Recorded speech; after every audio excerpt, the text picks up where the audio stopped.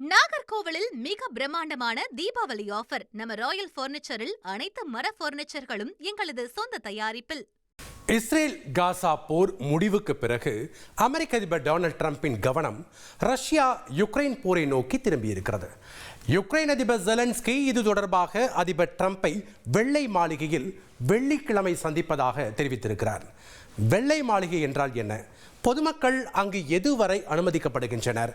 வெள்ளை மாளிகை தற்போது எப்படி காட்சியளிக்கிறது என்பதை அமெரிக்க தலைநகரமான வாஷிங்டன் டிசியிலிருந்து விவரிக்கிறார் எமது சிறப்பு செய்தியாளர் சலீம். வெள்ளை மாளிகைக்கு முன்பு நாம் தற்பொழுது நின்று கொண்டிருக்கிறோம். இதுதான் ஒயிட் ஹவுஸ், அமெரிக்க அதிபருடைய அதிகாரப்பூர்வ இல்லம் மற்றும் அதிகாரப்பூர்வ அலுவலகம். சரி, ஒயிட் ஹவுஸ் அப்படியே சுற்றி பார்க்கலாமா? ஒயிட் ஹவுஸ் பக்கத்தில் எப்படி இருக்குன்னு சொல்லிட்டு வாங்க, இந்த ஆம்பியன்ஸை உங்களுக்கு நான் இப்போ காட்டுறேன்.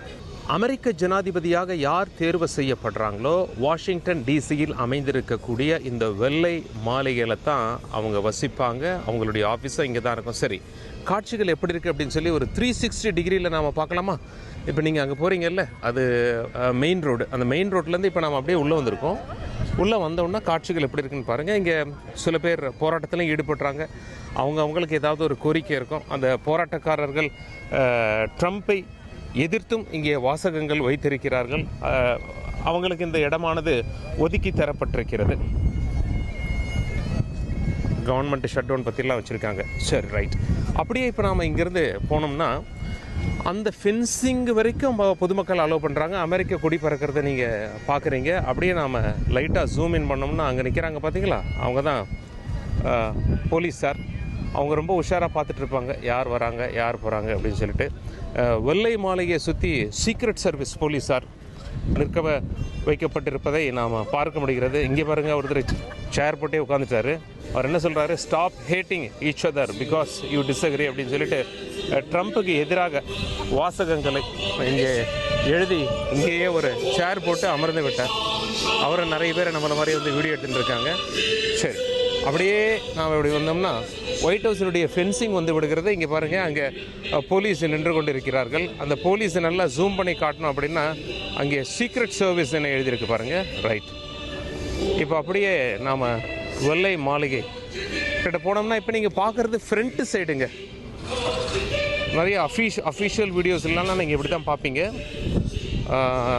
முன்னாடி சைடு அப்படியே நாம் சுற்றி நடந்து போனோம்னா பின்பக்கம் அந்த பக்கம் போனோம்னா அவருடைய ஹெலிகாப்டர் தரையிறங்கக்கூடிய இடமெல்லாம் நாம் பார்க்க முடியும்.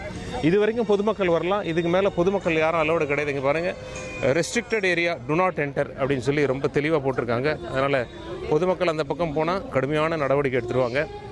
இங்கே சைக்கிள் ரிக்ஷா ஓட்டின ஒருத்தர் தமாஷா சொன்னார், தயவுசெய்து யாரும் ஃபென்ஸை தாண்டி போயிடாதீங்க, போனீங்கன்னா திரும்பி வர முடியாது, திருப்பி உங்களை அனுப்ப மாட்டாங்க, ஒரு புது விதமான வாஷிங்டன் டிசிக்கு உங்களை அறிமுகப்படுத்திடுவாங்க அப்படின்னு சொல்லி, அதாவது ரொம்ப ஸ்ட்ரிக்டாக இருப்பாங்க அப்படிங்கிறத அவர் சொல்ல வராரு. ஒயிட் ஹவுஸ் சுற்றி இப்படித்தான் காட்சியளிக்கிறது.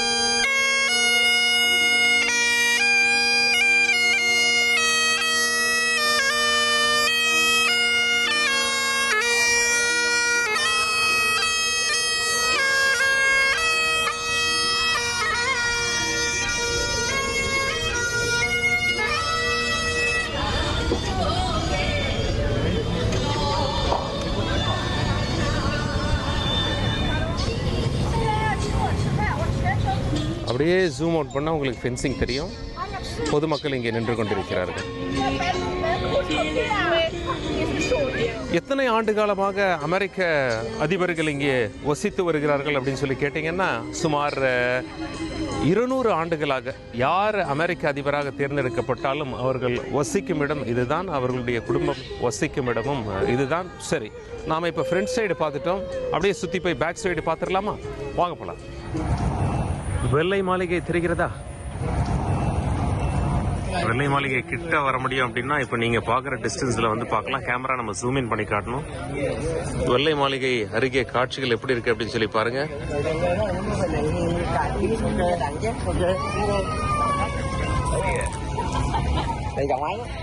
நம்ம ஊரில் சைக்கிள் ரிக்ஷாலாம் முன்னாடி இருந்ததில்ல, அந்த மாதிரி பாருங்கள் வெள்ளை மாளிகை அருகே cycle rickshaw. So what is this called in the United States, sir? A pedicab. Pedicab. Pedicab. Pedicab. Pedestrian cab. Pedestrian cab. Right.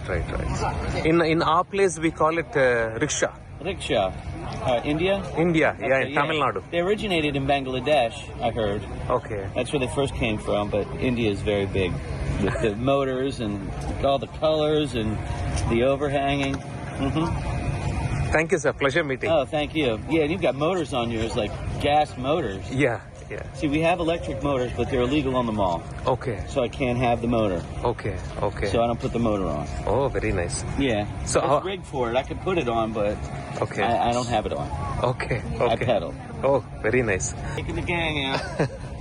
இங்க பாருங்க.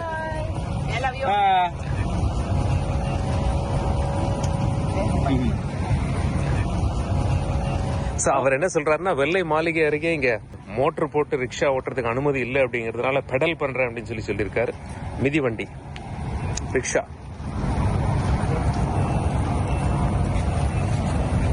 வெள்ளை மாளிகையை தற்பொழுது நீங்கள் பார்த்து கொண்டிருக்கிறீர்கள். நல்லா பார்த்தீங்கன்னா இங்கே பாருங்க, சற்றே ஜூம் பண்ணி பார்க்கலாம். ஃபென்ஸுக்கு மேலே யாரும் அலோடு கிடையாது. அமெரிக்க அதிபர் ட்ரம்ப் தற்பொழுது உள்ளே அமர்ந்து கொண்டிருக்கிறார். அங்கே 2 கார் நிற்பது தெரிகிறதா? இங்கே உள்ளவங்க என்ன சொல்கிறாங்க அப்படின்னா, அந்த கார் நிற்கும் இடத்தில் தான் ட்ரம்ப்பினுடைய ஹெலிகாப்டரும் தரையிறங்கும் அப்படின்னு சொல்கிறாங்க. இது வெள்ளை மாளிகையினுடைய பேக் சைடு, பின்பக்கம்.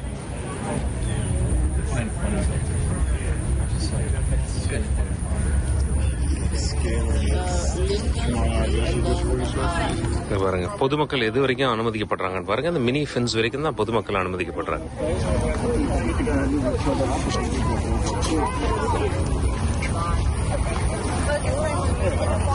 நாகர்கோவிலில் மிக பிரம்மாண்டமான தீபாவளி ஆஃபர். நம்ம ராயல் பர்னிச்சரில் அனைத்து மர பர்னிச்சர்களும் எங்களது சொந்த தயாரிப்பில்.